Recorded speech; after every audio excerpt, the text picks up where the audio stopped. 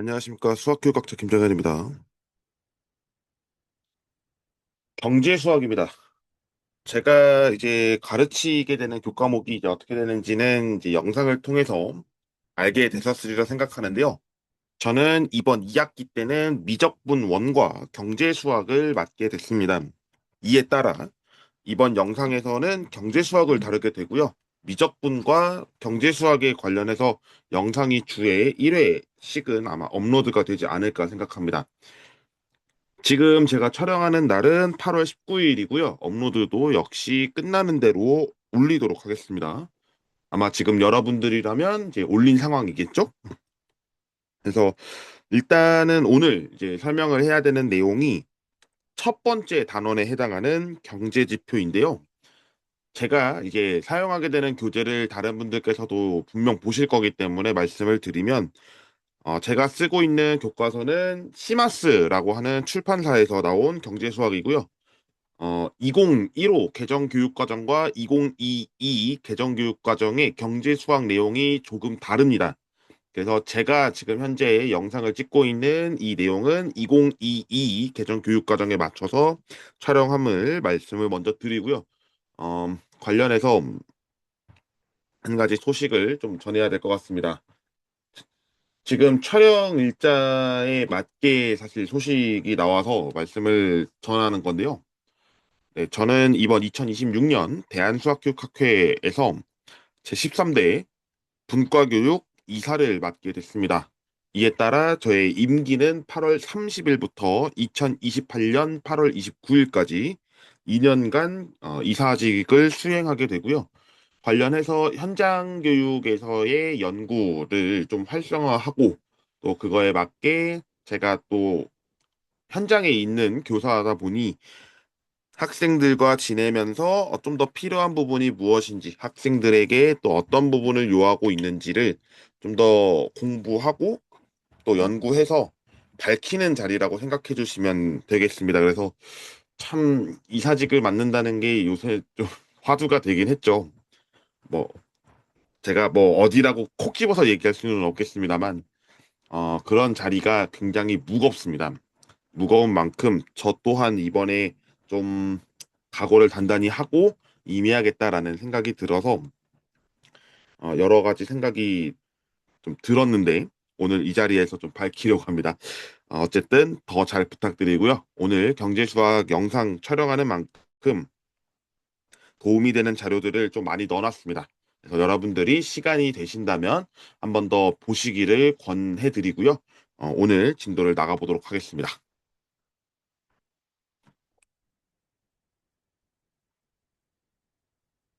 저희 교과서는 현재 11쪽에 해당하는 내용이고요. 경제지표에는 어떤 것들이 있을까에 대해서 생각 열기가 다음과 같이 제시되어 있습니다.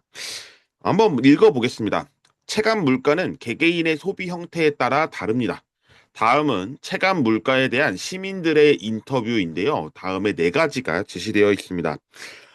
소비자 물가 지수가 3% 상승했습니다. 시민들이 느끼는 체감 물가는 어떤지 이야기를 직접 들어보겠습니다라는 이제 기자의 이야기를 통해서 세 분이 얘기를 하고 있는 것 같습니다. 한 분은 점심 식사비가 10% 정도 올랐습니다라고 얘기를 하고 있고요. 두 번째, 학생인 경우에는 인터넷 수강료가 10% 정도 내렸습니다라고 얘기를 하고 있고, 세 번째, 요리사 분들은 장보기에 드는 비용이 12% 정도 올랐습니다라는 이야기를 하고 있습니다. 소비자 물가 지수는 어떻게 계산되었을까라는 건데요. 여기서 알아야 될 소비자 물가 지수. 들어는 보셨을지요? 그러면 생각해 보는 거예요. 왜 사람들마다 이렇게 다 다르게 얘기를 하고 있을까? 지금 이제 회사원이신 분들은 아무래도 점심을 나가서 드시거나 할 텐데 그 나가서 음식점에 도달을 한 다음에 가격이 올랐네 체감이 된 거죠. 그 체감이 여기 지금 인터뷰에 응한 회사원분들은 10%라는 이야기를 한 것 같습니다. 두 번째 같은 경우에는 이제 학생의 입장에서 학생이 뭐 학원을 얘기하거나 이럴 수도 있겠지만 이제 인터넷 수강료를 본 것 같습니다. 거기에서 10%를 얘기하고 있는 거고요. 그다음에 세 번째 요리사이신 분들은 12%라는 비율에 좀 더 집중을 해보면 요리를 하기 위해 재료들이 분명히 쓰여질 겁니다. 뭐 야채들이나 아니면 어떤 양념장을 만들기 위한 소스라든지 여러 가지가 있겠죠. 그랬을 때 12%가 올랐다는 얘기를 하는데 그럼 생각해 보는 거예요. 10% 올랐고 10% 내렸고 12% 올랐다. 근데 기자의 말을 들어보면 소비자 물가 지수는 3% 상승했습니다라고 했습니다. 이건 뭔 이야기일까요? 그래서 우리가 이제 생각을 해야 되는 건데요. 소비자의 물가 지수라는 의미가 전체 소비자가 생활하기 위해서 구매하는 상품과 서비스의 가격 변동을 종합적으로 이제 측정을 하게 되는데요. 기준 시점과 비교 시점을 가지고 계산을 합니다. 그러니까 시점은 두 가지를 놓고 보는 거죠. 현재와 과거를 놓고 봤었을 때 과거의 어느 한 시점과 현재의 어느 시점을 가지고서 소비자 물가를 보고 그거의 100%를 계산합니다. 그러니까 우리는 백분율을 다루게 되는 것이죠. 그러면 이 백분율이라고 했을 때 지금 뭐 여기 얘기했던 점심 식사비, 인터넷 수강료, 장보기라고 했지만 이런 것들은 대표적인 품목이 됩니다. 그러니까 얘기하면 회사원에서 얘기하고 있는 대표는 점심 식사비가 대표 품목이고요. 학생이 얘기하고 있는 대표 품목은 인터넷 수강료가 되며 요리사가 얘기하는 것은 장보기입니다. 근데 장보기, 인터넷 수강료, 점심 식사비 이렇게만 하기에는 너무 광범위합니다. 그래서 제시를 해요. 모 식당. 제가 지금 이게 안 쳐져서 좀 그렇긴 한데 A 식당이라고 하겠습니다. 근데 다른 데도 있을 거 아니에요. A가 있으면 B도 있을 거고 C도 있을 거고 D도 있을 거고 여러 가지의 식당들이 있을 거예요. 그 계산을 다 해야 됩니다. 사실상. 인터넷 수강료도 마찬가지. 나는 뭐 지금 한창 여러분이 듣고 있을 만한 곳이 메가스터디라고 할게요. 메가스터디만 있는 게 아니죠, 근데. 이투스도 있고요. 뭐 비상에듀도 있고 여러 가지가 있습니다. 등등등 이런 데 다 모아놔야 돼요. 장복이 특히 더 그렇습니다. 왜 우리 뉴스 기사 같은 거를 봤을 때 장복이 이러진 않잖아요. 그쵸. 오이를 꺼내고 배추를 꺼내고 아니면 또 뭐를 꺼낼 수 있을까요? 양파를 꺼낼 수 있고 등등등 있습니다. 이런 것들이 각각 어느 정도로 올랐는지가 나와야지 나와요. 예. 그러니까 우리는 이제 소비자 물가 지수가 3% 상승했다라는 의미는 다 다른 곳에서 다른 가격에 판매를 하고 있으니 이것들을 다 모아가지고 기준과 비교해야 되는 곳과 기준 시점을 가지고 퍼센트를 계산하여야 한다라는 것으로 해석할 수 있습니다. 그러니까 이런 얘기를 할 수 있어요. 여러분이 지금 아마 관심 바뀔 것 같기도 한데 이제 아무래도 운전하는 사람들에게는 더더군다나 치명적인 부분이 휘발유 내지는 경유일 겁니다. 아니면 뭐 전기차를 타고 다닌다거나 하면 이제 그 전기세도 하나의 관심사일 수 있죠. 그러면 각각의 곳마다 그러니까 각각의 주유소마다 아니면 그 충전할 수 있는 곳곳마다 제시하는 가격이 달라요. 여러분이 아마 내비게이션을 보지는 못하겠지만 휴대폰의 네이버 지도만큼은 열어보실 수 있을 겁니다. 그럼 거기서 SK주유소나 현대나 아니면 GS나 뭐 여러 가지가 있겠죠?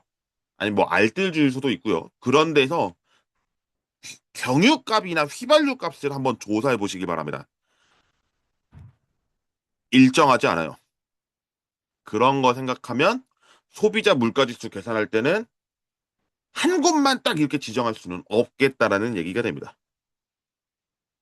그래서 여러분들이 나중에 제가 사이트를 알려드리다기보다 용어를 알려드릴 텐데 지금 나와 있는 이 소비자 물가 지수라고 하는 부분에 아마 제가 알기로는 얘가 코스닥의라는 홈페이지에서 운영하는 걸로 알고 있는데요. 이제 이거 소비자 물가 지수를 정확하게는 CPI라고 하는 용어를 씁니다만 여기에 이제 들어가 보시면 각각의 소비자 물가 지수가 나오거든요. 그러면 여러분들이 한번 조사해 보시는 거를 좀 권해드려 봅니다. 지금 제가 이거를 영상을 트는 것은 아닙니다. 근데 나중에 여러분들이 이제 경제 수학을 다루게 되거나 3학년 때 경제라는 교과목을 선택하시거나 아니면 나는 대학 수학 능력 시험 때 경제 이제 통합사회군요, 참. 예. 그렇지만 뭐 공동교육 과정이나 이런 걸 통해서 나는 경제 쪽을 좀 들어보고 싶다 그러면 도움이 될 만한 영상일 수 있습니다. 지식인사이드라는 채널인데요. 여기에 한석준 아나운서님께서 진행을 하시고 또 이제 교수님께서 나오셔서 설명을 하시는데 굉장히 유익한 영상입니다. 어, 너무 긴데요. 근데 저는 하나의 내용을 봤어요. 지금 넘겨서 얘기를 해볼게요. 롱폼과 숏폼을 볼 때 숏폼은 정신이 사납답니다. 그러니까 여기서 정신이 사납다는 거는 나중에 여러분들이 다시 한번 이제 물어봤을 때 영상이 기억 남는 거 있어? 없다는 거예요. 롱폼인 경우에는 그래도 본인이 직접 집중을 해서 보는 게 있기 때문에 장면이 떠오를 수 있다는 거예요. 그래서 뇌과학자들이 얘기를 할 때도 숏폼과 롱폼을 두 가지를 비교했을 때 숏폼은 권장하지 않습니다. 예, 저 또한 교육학자로서는 그런 이야기를 하고 있는데 롱폼을 보면서 여러분들이 학습하는 습관을 들이시는 거를 권장하고 싶습니다, 사실. 예, 그런 부분을 말씀드리고 싶고요. 자, 근데 아까 뭐 다시 이제 본론으로 돌아오면 소비자 물가지수에 대해서 아까 말씀을 드렸습니다만 소비자가 생활하기 위해 구매하는 상품과 서비스의 가격 변동을 종합적으로 측정하는 지표이기 때문에 기준 시점의 소비자 물가를 바탕으로 비교 시점과 나타났을 때 비율을 보는데 그거의 백분율을 보겠다라는 것이 소비자 물가 지수라고 합니다. 그래서 여러분들이 보실 때 이런 부분이 있구나라는 것을 참고해 주시면 좋겠습니다. 그러면 이제 여러분들이 스스로 하기 1번에 대한 문제가 제시되어 있을 텐데요. 지금 아마 학생들이라면 이 영상을 아마 풀고서 보실지 아니면 그냥 내가 영상을 올려놨다고 하니까 보실지 뭐 이런 식일 건데요. 일시정지를 해놓고서 문제를 한번 풀어보시길 바라고요. 다 푸셨다면 다시 한번 재생 버튼을 눌러주시길 바랍니다. 그러면 저는 푸신 분들에게 이 내용에 대한 해설을 해드리도록 하겠습니다. 문제를 한번 읽어보죠. 다음은 2018년부터 2022년까지의 소비자 물가지수를 다음과 같이 나타냈는데요. 2018년 그리고 2022년 소비자의 물가지수는 2020년을 기준으로 했을 때 각각 몇 배인지를 구하는 문제입니다. 우리가 2020년에 대해서 소비자 물가지수가 100%가 도달했기 때문에 2018년은 99.1이라는 지수를 얻었고 2022년은 107.7%의 소비자 물가 지수를 얻게 됐죠. 그러니까 지수가 이렇다 보니 몇 배냐라고 했을 때는 100%를 빼주시면 됩니다. 그러니까 여기서는 곱하기 100을 해서 99.1, 107.7이 나왔을 텐데 몇 배냐라고 하면 2020년을 기준으로 2018년은 0.991 배가 나타나고 2022년은 1.077배라고 이야기를 할 수 있습니다. 그러면 여러분들이 생각할 수 있겠죠.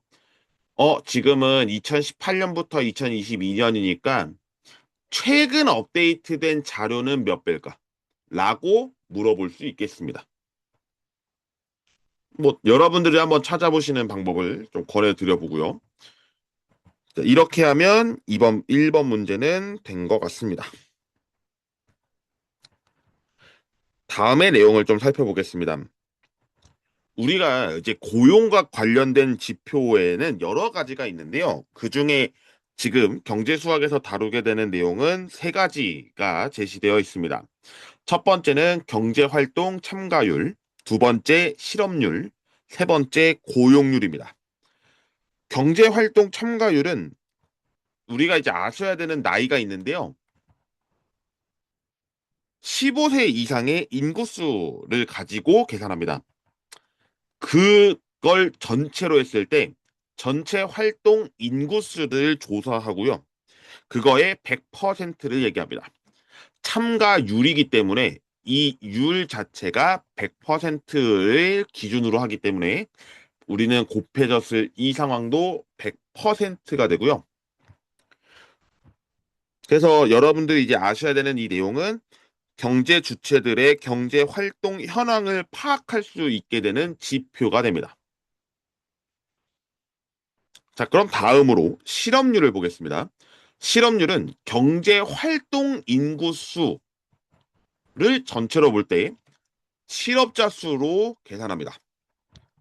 실업자 수를 계산하면 분모 분자가 계산이 될 것이고 역시 률이기 때문에 100%의 기준을 갖고 있습니다. 그리고 고용률 역시 율이기 때문에 100%는 이해가 되실 텐데요. 고용률은 그러면 실업률의 반대 아닌가? 그럼 경제활동 인구수 분의 고용자 수 이렇게 하면 되지 않을까 싶겠지만 계산하는 방식이 다릅니다. 고용률은 15세 이상 인구수를 기준으로 합니다. 이것을 기준으로 했을 때 취업자 수를 놓고 분모 분자를 계산합니다. 그러니까 우리는 실업률과 고용률에 대한 차이가 나타나는데요. 정리를 해보겠습니다. 실업률은 경제의 안정 상태를 판단할 수 있는 지표가 되고요. 고용률은 경제의 생산성과 일자리 창출 능력, 그리고 일자리 수요, 노동시장의 안정성을 나타내게 됩니다. 그래서 이 다음에 세 가지를 놓고 볼 때 경제활동 참가율에서 15세 이상이 되는지 안 되는지를 판단하는 것은 고용률이고 경제활동 인구수를 놓고 보는 것은 실업률입니다. 그래서 이 두 가지는 명확하게 구분할 필요가 있겠습니다. 그러면 생각을 해봐야 될 것 같은데요. 이런 생각도 할 수 있을 것 같아서요. 고용률이 있고요. 실업률이 있어요. 꼭 100%가 될까요? 정확하게는 안 됩니다. 왜 안 되냐? 우리는 분모를 기준으로 했을 때 경제활동 인구수라고 하는 실업률과 15세 이상 인구수라고 하는 고용률이 서로 다르기 때문에 이 계산법으로 했을 때는 100%가 나올 수 없습니다.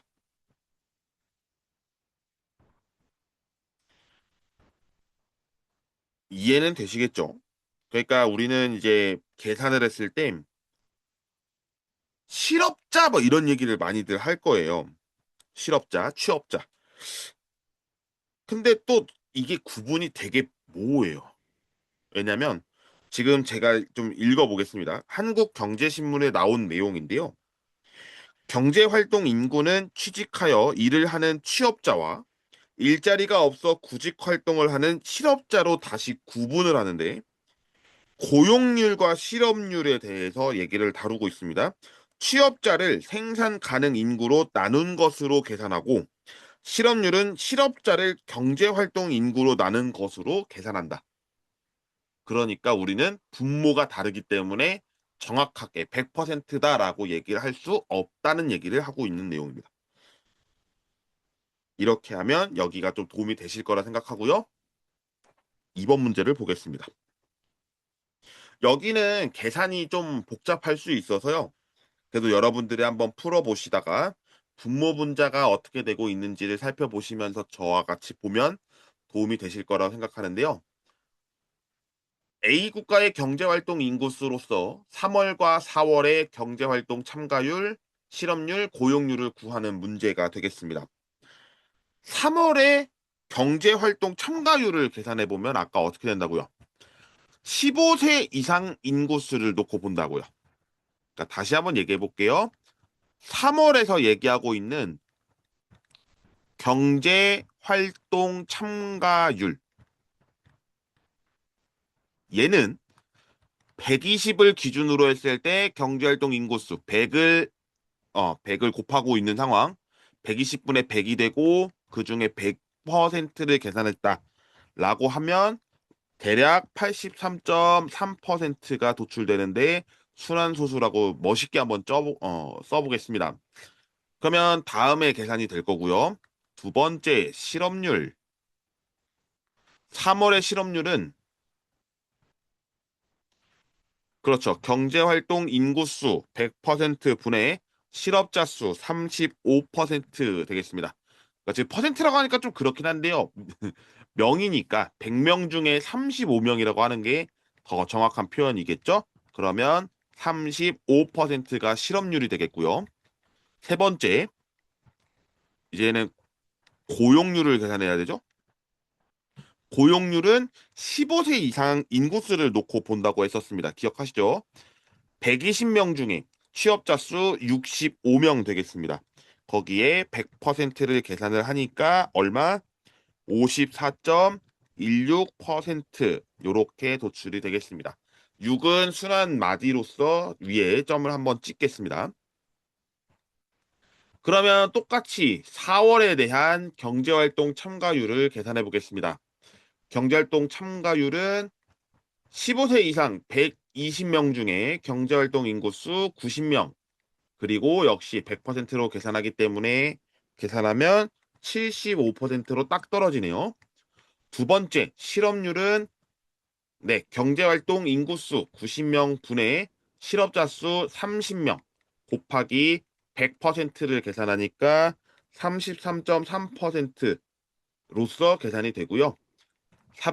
세 번째, 고용률은 120명 중에 취업자 수 60명 계산하시면 되겠습니다. 그래서 50%가 됩니다. 소수점 아래 두 번째 자리에서 반올림 한다고 했으니까 뭐 이 상태에서 반올림 하시면 아마 3월의 고용률이 54.2%가 될 것 같고요. 나머지는 버림하시면 되겠습니다. 이렇게 해서 세 가지 계산을 해봤고요. 이것도 알아야 되는 개념이 있습니다. 여러분들이 이제 뉴스를 좀 많이 보실 필요가 있어요. 주가지수라는 단어를 쓰게 되는데요. 주가지수는 주식, 시세 현황을 종합적으로 나타낸 내용으로서 이제 코스피, 코스닥, 나스닥 여러 가지가 있습니다. 여러 가지가 있는데 우리의 주식 시장에서는 이제 코스피, 코스닥을 얘기를 하고 있고 일반적으로 종합 주가 지수라고 했을 때는 코스피를 따집니다. 그러면 코스피가 뭐예요? 코스피가 있고 코스닥이 있다면서요. 근데 우리가 이제 바라보게 되는 코스피를 먼저 얘기를 해볼게요. 시가총액으로 얘기를 하는데요. 시가총액은 발행 주식 수의 현재 주식 시가를 곱한 것으로서 얻어집니다. 근데 여러분 지금 코스피가 얼마를 도달했다라는 기사를 좀 보신 적이 있으실까요? 제가 지금 휴대폰을 열어서 네이버 증권을 잠깐 보겠습니다. 그러면 국내에서 이제 봤을 때 지금 장은 마감됐으니까 보면 2026년 8월 19일 장 마감이 된 시점에서의 코스피는 6,471.17을 기록했고 코스닥은 824.46을 기록했네요. 그러면 지금 얼마나 는 겁니까? 예. 이게 지금 연말 종가라고 했으니까 아마 12월 31일 날 계산했을 때의 기준을 본 것 같은데 아직 2026년이 끝나지 않은 시점에서 6천이 돌파됐고 아마 이제 정부 얘기를 또 안 할 수가 없죠. 이재명 정부에서 공약 중에 하나가 코스피 5천을 돌파하는 거였는데 9천이 넘어섰었죠. 9천까지 갔다가 지금 어떻게 보면은 3천 가까이 떨어진 상황입니다. 3천 가까이 떨어진 상황. 이걸 어떻게 봐야 될까요? 음, 이게 주식이라는 게 코스피가 일정한 상황이었거나 여러 가지가 있을 텐데 등락이 그러니까 급락이 그러니까 뭐라고 해야 되죠? 이거는 어떻게 표현해? 증가하거나 감소하는 폭이 커지면 그만큼 변동성이 크기 때문에 위험률도 커진다라는 얘기를 많이들 합니다. 그러니까 여러분들이 혹시나 뭐 지금 당장 주식을 하라는 것은 뭐 경제 활동에 물론 참여하시는 분들은 계실 수 있겠습니다만 아까 말씀드렸지만 경제 활동 인구를 계산할 때는 15세 이상을 얘기했기 때문에 여러분도 충분히 가능은 하지만 그래도 주식이라는 것이 굉장히 무섭다라는 거를 어쩌면 보여줄 수 있는 대목이 됩니다. 그러니까 공부를 어느 정도 하신 다음에 그 다음에 여러분들이 마련한 목돈을 이용해서 하는 거지 막 영양 있게 돈을 투자해서 이렇네 큰일 났네 이 정도면 이제 복귀하겠지 이런 생각하다가 정말 큰일 나는 상황이 생길 수 있어서 조심하셔야 된다는 이야기를 좀 드리고 싶었습니다. 음, 근데 이 이야기를 하고 있는 거는 주가 지수와 코스피 때문에 얘기를 한 건데 어느 순간 더 얘기를 좀 크게 한 것 같습니다. 자, 어쨌든 코스피가 뭐냐라고 했을 때는 이제 설명을 드려볼게요. 코스피는 유가 증권 시장에 상장된 보통주를 구성 종목으로 해서 산출하는 지수가 정의고요. 유가 증권 시장에서 형성되는 주가 변동을 종합적으로 보여주는 국내 주요 경제 지표라고 설명을 하고 있고요. 코스닥은 코스닥 시장의 변화를 종합적으로 나타내기 위해 산출하는 시황지수라고 얘기하는데 우리가 그러면 여기서의 시황지수를 따지진 않기 때문에 주가지수로는 코스피로만 보려고 합니다. 그러면 이 스스로 하기 3번의 문제가 해결될 거라고 생각하는데요. 코스피 종가가 가장 높았던 연도와 가장 낮았던 연도를 찾으세요. 그러면 어디가 되겠습니까? 바로 2970.65를 기록했던 2021년이 될 거고요. 가장 낮은 시기를 기록했던 것은 지금 보면 2026.46이라고 나타나 있는 2016년이 가장 낮습니다. 라고 계산하는 건데요. 2021년의 연말 시가총액은 기준 시점의 시가총액의 몇 배인지를 구하는 문제에서 여기는 기준 시점의 시가총액이 무슨 얘기지? 네, 기준 시점을 100으로 놓은 거예요. 아까 말씀드렸잖아요. 100을 놓고 본다고요. 기준 시점이 1980년 1월 4일의 시가총액을 100으로 놓고 비교 시점의 시가총액을 100분율로 나타내기 때문에 지금 코스피 2021년이기 때문에 2977.65를 100으로 나눈 것으로서 계산하면 이 계산이 완료가 됩니다. 그러면 그냥 단순하게 이렇게 쓰면 되네요. 네, 29.7765배입니다. 라고 하는 겁니다. 기준 시점이 언제인지가 안 나와 있는데요. 라고 하겠지만 우리 기준 시점은 1980년 1월 4일로 봅니다. 얘가 100이에요. 그래서 만약에 여러분들이 기준 시점 시가총액이라고 했을 때는 뭐지 하면 100이라고 생각하시면 되겠습니다. 자, 이제 또 알아야 되는 개념이 있는데요. 제가 지금은 완전히 백지로 해놨습니다. 이제 얘를 알아야 합니다. 들어는 보셨죠? 네. 국내 총생산이라고 하는 GDP가 있습니다. GDP를 정의해 보겠습니다. 일정 기간 동안에 한 나라 안에서 생산된 최종 생산물의 시장 가치의 합으로서 도출됩니다. 그래서 이 GDP가 두 가지를 제시하는데요. 명목 GDP가 있고요. 실질 GDP가 있습니다. GPD라고 하니까 뭔가 이상하네요. 써놓고서도 제가 말을 했는데 기호를 다시 쓰겠습니다. 그래서 GDP는 최종 생산물의 생산량과 해당 연도의 단위 가격의 곱으로서 나타낸 것을 모두 더한 것을 계산하고요. 이렇게 구해진 것이 명목 GDP 되겠습니다. 지금 이제 교과서에서 보면은 교과서 13쪽인데요. 2025년과 2026년에 연간 쌀 생산량과 1톤당 가격이 제시되어 있는데 한번 제가 써보겠습니다. 지금 제가 여기 교과서에는 캡처를 안 했어가지고요.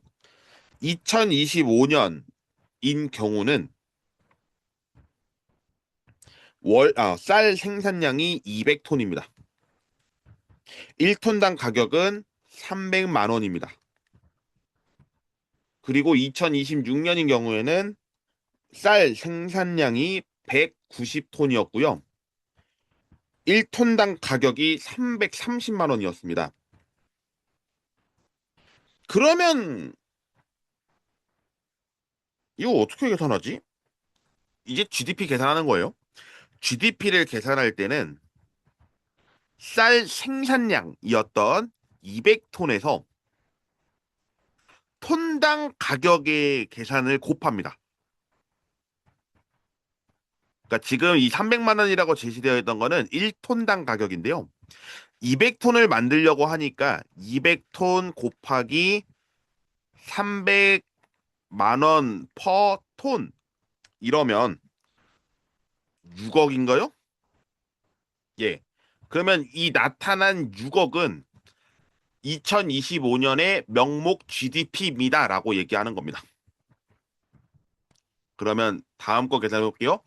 2026년은 역시 190톤이 생산된 상황에서 1톤당 가격은 330만 원이었습니다. 이거 계산해 보시면요. 약 얼마 정도가 나오냐면 아마 6.27억이 나올 텐데 그러면 2026년에 면목 GDP는 6.27억 원이 됩니다. 늘었네. 늘었어요.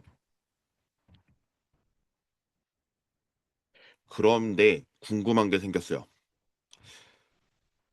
쌀 생산량은 낮아졌어요. 그죠? 근데 1톤당 가격은 높아졌습니다. 그러다 보니 GDP가 올라갔어요. 어떤 변화가 생겼는지를 여러분들이 감을 익혀보시길 바랍니다. 그래서 이 명목 GDP 같은 경우는 물가 상승이나 하락을 포함하게 되는 경제 지표이기 때문에 올라갈 수도 있고 내려갈 수도 있습니다. 그래서 물가 변동의 영향을 제거한 새로운 지표가 필요하다라고 느껴진 것이 실질 GDP입니다. 다시 한번 얘기를 해볼게요. 명목 GDP에서는 생산량과 그거에 맞게 단위당 얼마인지를 계산하는데 그 상황에서 영향을 미치는 상황이 발생했기 때문에 우리는 정확한 계산 방법을 통해서 얻어진 데이터를 봐야 된다라는 것이 생겼고 그 내용이 실질 GDP입니다. 그래서 실질 GDP는 명목 GDP에서 가격의 영향을 제거한 지표가 되고요.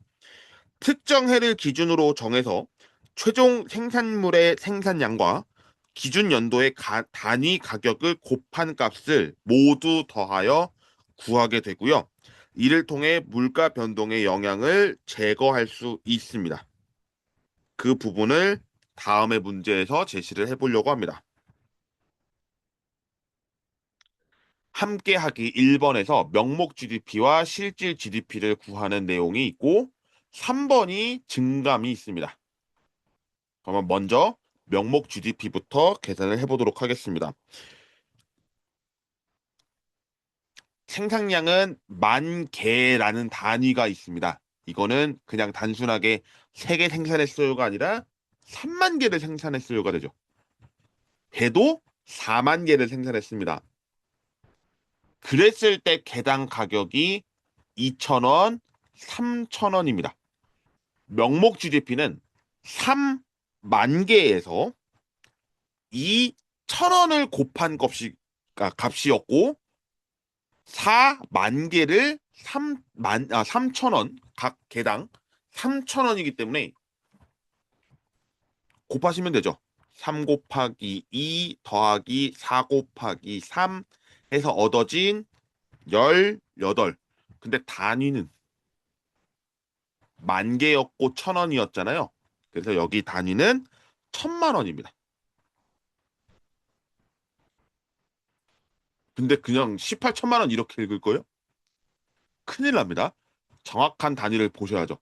8,000만 원이니까 그 위에 있는 여기는 1억입니다.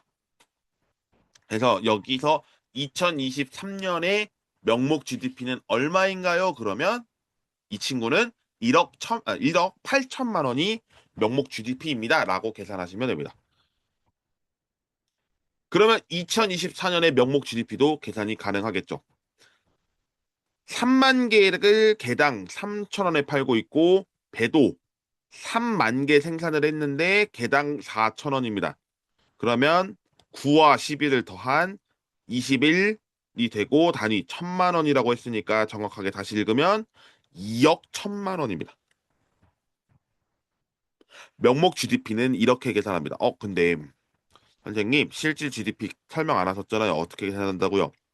이제 보여드리겠습니다. 기준 연도는 2023년입니다. 그래서 2023년을 놓고서 실질 GDP를 계산하라 그러면 같아요. 그래서 얘는 똑같습니다. 2023년에 실질 GDP를 계산하세요 그러면 1억 8천만 원이 됩니다. 그런데 2024년에 실질 GDP를 계산하세요라고 하면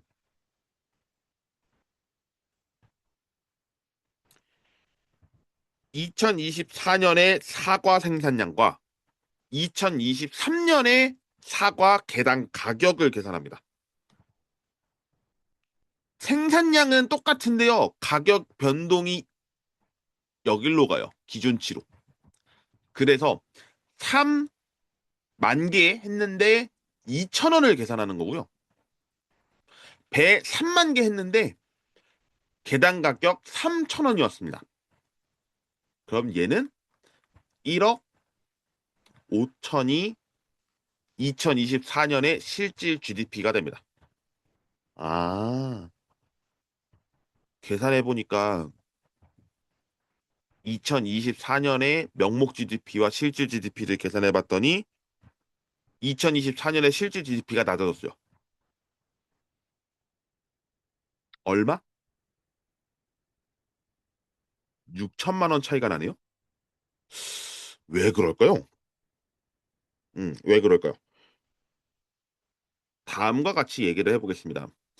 2023년과 2024년의 명목 GDP만을 비교를 하면 1억 8천만 원과 2억 1천만 원이기 때문에 3천만 원이 늘었습니다. 근데 실질 GDP를 계산해보면 2023년이 1억 8천만 원, 2024년이 1억 5천만 원이기 때문에 여기는 3천만 원이 줄었습니다. 생산량은 늘었을까요? 줄었을까요? 보시면 배가 10,000개 줄었습니다. 그런데 사과의 가격과 배의 가격을 보면 개당 가격이 2,000원에서 3,000원으로 늘어났고 배도 3,000원에서 4,000원으로 1,000원 늘어났습니다. 그러다 보니 실질 GDP에서 계산했을 때는 가격이 낮아질 수밖에 없다가 됩니다. 그러니까 우리는 물가가 상승했구나라고 보시면 이 문제의 해석이 끝납니다. 정리해 보겠습니다. 명목 GDP를 계산할 때는 2023년의 생산량과 가격을 곱해진 상황을 더하시면 되고, 세 개의 품목이었다면 각각의 생산량과 개당 가격이 있어서 곱하고 더하는 상황이었을 겁니다. 그렇지만 2024년, 2023년의 실질 GDP를 계산하는 것은 2023년을 기준으로 했을 때는 똑같이 가지만 2024년의 실질 GDP는 가격을 2023년으로 돌아와서 계산하는 방식을 취한다라고 보시면 되겠습니다. 그러면 스스로 해결하기 4번도 해결할 수 있으리라 보는데요. 빠르게 보겠습니다. 2023년과 2024년의 연도별 생산량과 가격이고 치즈와 버터를 생산하고 있습니다. 자, 명목 GDP를 계산하겠습니다. 톤? 근데 단위가 달라요. 단위가 다르면 맞춰줘야 됩니다. 맞춰주면 위에를 맞춰주겠어요? 밑에를 맞춰주겠어요? 위에가 날 겁니다. 톤이기 때문에 1톤은 얼마? 라는 걸 알죠? 네, 1000kg이라는 걸 압니다. 그래서 우리는 2000kg, 3000kg, 2000kg, 4000kg에 맞춰서 아래와 곱하고 더하셔야 됩니다. 그러면 2023년에 명목 GDP를 계산하라 그러면 2000kg 곱하기 1.5 만원, 그러니까 15,000원이죠. 더하기 3,000kg 곱하기 2만원 계산하시면 9천만 원입니다. 여기도 만 원을 그대로 쓸게요. 2024년을 보면 2000kg 곱하기 1.3 더하기 4000kg 곱하기 1.5를 하시면 되고 이에 따른 가격은 8,600만 원입니다. 라고 보시면 됩니다. 자, 근데 이제 2023년과 2024년 실질 GDP니까 23년은 똑같이 9천만 원일 건데 24년은 24년은 위에 있는 생산량을 놓고 23년의 가격을 본다고 했습니다. 그러면 2,000kg 곱하기 1.5 만원, 그러니까 15,000원이죠? 더하기 4,000kg 곱하기 2만원 계산하시면 죄송합니다. 1억 1천만 원입니다. 1억 1천만 원입니다. 제가 지금 이것 때문에 그렇습니다. 여기 1,000 하고서 여기를 찍어야 얘는 만이거든요. 그러니까 만 단위가 되니까 억으로 갑니다. 그러면 계산이 됐네요. 명목 GDP로 봤을 때는 얼마만큼 차이가 났나요? 마이너스 400만 원 차이 났습니다. 근데 실질 GDP를 보면 9천만 원에서 1억 1천만 원이니까 이걸 어떻게 계산해야 되죠? 죄송합니다. 2천만 원의 차이가 나는 것 같아요. 예. 제가 지금 1억 1천만 원이라는 걸 생각을 못하고 지금 계산 실수를 또 할 뻔했는데 다시 한번 수정합니다. 2천만 원 차이가 났습니다. 그러면 생산량을 보겠습니다. 치즈 똑같습니다. 근데 버터가 차이가 있네요. 맞아요. 1톤 차이 났습니다. 그러니까 1000kg 차이가 났고요. 가격을 보면 치즈는 떨어졌습니다. 버터도 떨어졌습니다. 그러면 생산량 증가폭에 비해 물가는 하락했습니다라고 해석하시면 됩니다. 이해가 됐을까요? 그래서 여러분들이 이제 아까 배웠던 걸 쭉 정리를 또 해보죠. 경제 지표의 여러 가지 단어들을 보셨습니다. 소비자 물가지수 보셨고요. 경제 성장률 보셨고요. 고용률 보셨고 실업률 보셨습니다.